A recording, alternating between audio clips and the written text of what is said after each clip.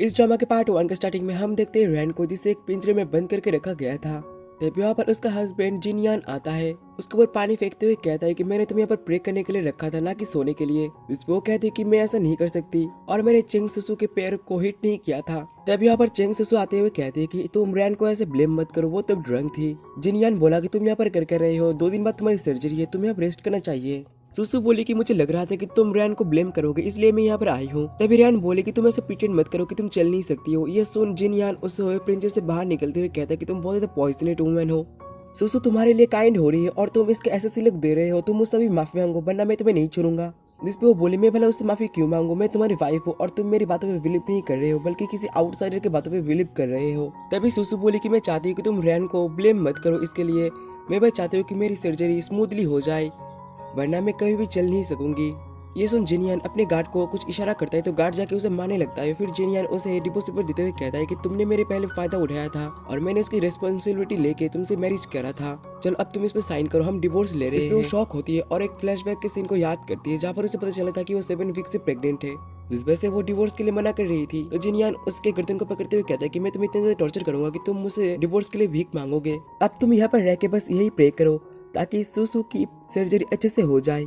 ये कह के वो सुसु को लेके वहाँ से चला जाता है और वो उन लोगों को जाते हुए देख रही थी। फिर वो अपने मैरिज के रिंग को देखती है एंड अपने शादी के सीन को याद करती है।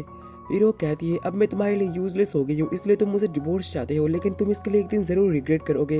यही सब सोच के वो बेहोश हो जाती है। फिर जब उसे होश आता है तो वो घर के अंदर जा रही होती है तो उसे वहाँ की मेड देखती है और कहती है यंग मैडम आप ठीक तो है ना। इसको कहती है कि मॉम जैंग मैं ठीक हूँ।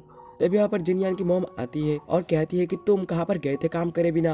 वो कहती है मुझे हॉस्पिटल जाना है तो वो कहती है कि तुम्हें अभी बहुत सारा काम करना है इसलिए तुम बीमार होने का नाटक कर रहे हो, अब चलो तुम फ्लोर को क्लीन करो, फिर तुम रेस्ट करने के बारे में सोचना। यही सब सुन के वो फ्लोर को क्लीन कर रही होती है। तभी मॉम बोली कि सुसु एक रिच फैमिली से है, वो मेरे जिनयान के लिए एकदम परफेक्ट है और तुम एक पुअर फैमिली से हो तो तुम जितनी जल्दी हो सके उसे डिवोर्स ले लो ताकि सुसु जिनयान की वाइफ बन सके। ये कह के वो उसे लात मार के वहां से चली जाती है। फिर उसके पास उसके ग्रैंडपा का कॉल आता है। ग्रैंडपा उससे कहते हैं कि तुम वापस घर आ जाओ, तुम गुरु ग्रुप के इकलौती हायर हो, जिनयान ने तुम्हें बचाया था इसलिए तुमने अपनी आइडेंटिटी को चेंज करके उससे मैरिज करी थी, लेकिन अब तुम बहुत ज्यादा सफर कर रहे हो तो तुम अब वापस आ जाओ। जिस पर वो कहती है कि मुझे माफ करना, मैं वापस नहीं जा सकती, आप अच्छे से रहना। एक है कि वो फोन को कट करके दोबारा फ्लोर को क्लीन कर रही होती है। तभी वहाँ पर जिनयान सुसु को लेकर आते हुए रैन से बोला सुसु अब से यहीं पे रहेगी तो तुम्हें इसकी केयर करनी होगी। ये सुन रैन बोली कि मैं तुम्हारी वाइफ हूँ, तुम ऐसे कैसे मुझे किसी की और वुमेन के केयर करने के लिए कह सकते हो। जिसपे सुसु बोली बदर जिनयान तो बस मेरी हेल्थ की फिक्र कर रहे थे। जिनयान बोला सुसु अब तुम्हारी वजह से चल नहीं सकती है तो तुम्हें इसकी केयर करनी होगी। ये कह के वो सुसु को लेकर चला जाता है। अगले दिन में हम देखते हैं रैन सबके लिए डिनर रेडी करके खुद भी डिनर के लिए बैठ रही होती है, लेकिन तभी मॉम बोलते हैं कि तुम ऐसे हमारे फैमिली डिनर को डिस्टर्ब मत करो, तुम कहीं कोने में जाके बैठो। तभी सुसु बोली रैन ने आज अच्छे से काम किया है तो हमें इसे खाने देना चाहिए और वो उसे खाना दे रही होती है, लेकिन मॉम उसके पास से खाना लेते हुए कहती है कि तुम्हें ऐसे फूड को वेस्ट नहीं करना चाहिए, इसे तो डॉग की तरह खाना देना चाहिए। और वो उसे नीचे खाना दे रही होती है तो सुसु उसे टिश्यू पेपर दे रही होती है, जिसपे वो गुस्से में सुसु को देख रही होती है।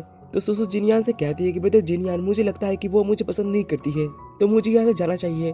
जिनयान बोला तुम यहाँ से जाने की कोई भी जरूरत नहीं है। तभी मॉम बोले कि तुम डिवोर्स पेपर पे साइन कर देना और यहाँ से बाहर निकल जाना, तुम्हें सिर्फ फ्लोर क्लीन करना और खाना बनाना नहीं आता है, तुम हमारी कोई भी हेल्प नहीं कर सकते हो। लेकिन सुसु चेयरमैन गु को जानती है और उनके साथ उसकी बहुत अच्छी फ्रेंडशिप है, वो जिनयान की हेल्प जरूर करेगी।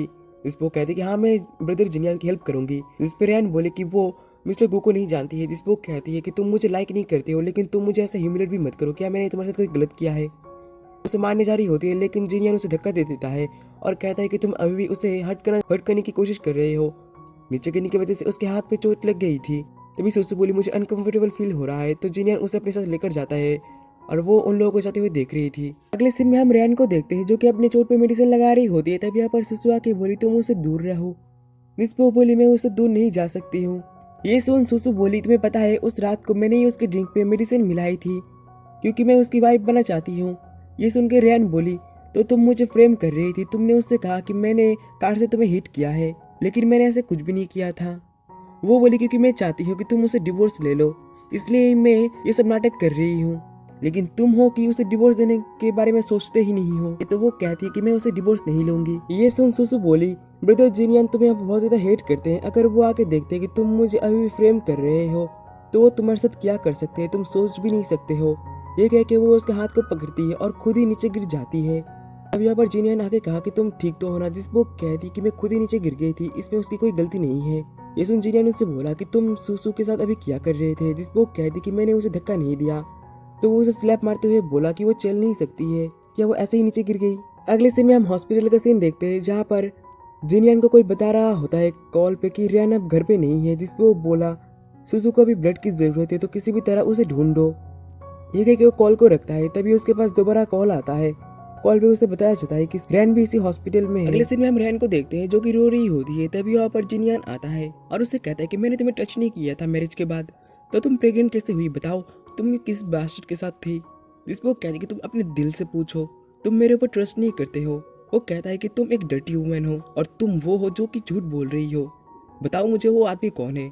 इस वो कहते कि वो तुम हो, तुम उस दिन ड्रंक थे और तुम मेरे रूम में आए थे और तुमने अपने हाथों से अपने बच्चे को मारा है, तुम्हारी पूरी की पूरी फैमिली मर्डरर है। कि अब तुम सेटिस्फाई हो मेरे आंसर से। इस वो कहता है कि तुम मुझे झूठ कह रही हो क्योंकि तुम उस आदमी को बचाना चाहते हो, तुम्हें इसकी कीमत चुकानी होगी मुझे बिट्रे करने के लिए। इस वो कहती है कि वो सुसु है जो कि तुम्हें झूठ बोल रही है, उसने तुम्हारे ड्रिंक में ड्रग मिलाया था और उसके पैर बिल्कुल ठीक है। तो वो कहता है कि वो तुम थे जिसने उसे धक्का दिया था। तभी अपन नर्स आती है, ये देख के वो डर जाती है और कहती है कि तुम क्या करने जा रहे हो। तो वो बोला कि सुसु को ब्लड की जरूरत है तो तुम्हें उससे ब्लड देना होगा। इस वो कहती क्या तुम मुझे और तुम्हारे बच्चे को मारना चाहते हो। इसमें वो कहता है कि तुम्हें कीमत तो चुकानी पड़ेगी क्योंकि तुमने सुसु के साथ अच्छा नहीं किया है, तुमसे मैरिज करने के बाद मैं अब रिग्रेट कर रहा हूँ। जिस वो कहती कि तुम बहुत ज़्यादा क्रूएल हो। ये सुनो वो बोला कि तुम जैसी लड़की मुझे जज नहीं कर सकती हो, तुम्हारा फेस तो क्लीन है लेकिन तुम्हारा हार्ट बिल्कुल ब्लैक है। अगर मैंने सुसु को पूरी जिंदगी व्हील चेयर में देखा तो मैं तुम्हारे पैर को तोड़ने में देर नहीं करूंगा। जिसपे वो अपने पास्ट के सीन को याद करती है जब एक बार जिनियान ने उस एक्सीडेंट होने से बचाया था। प्रेजेंट में वो कहती है मुझे डिवोर्स चाहिए तुमसे।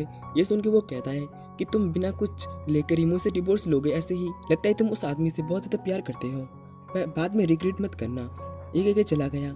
इसके जाने के बाद वो अपने ग्रैंडपा को कॉल करके बताती है कि ग्रैंडपा मैं घर वापस जाना चाहती हूँ। अगले दिन में हम उसे ग्रैंडपा को देखते हैं जो कि ऑफिस में बैठे थे।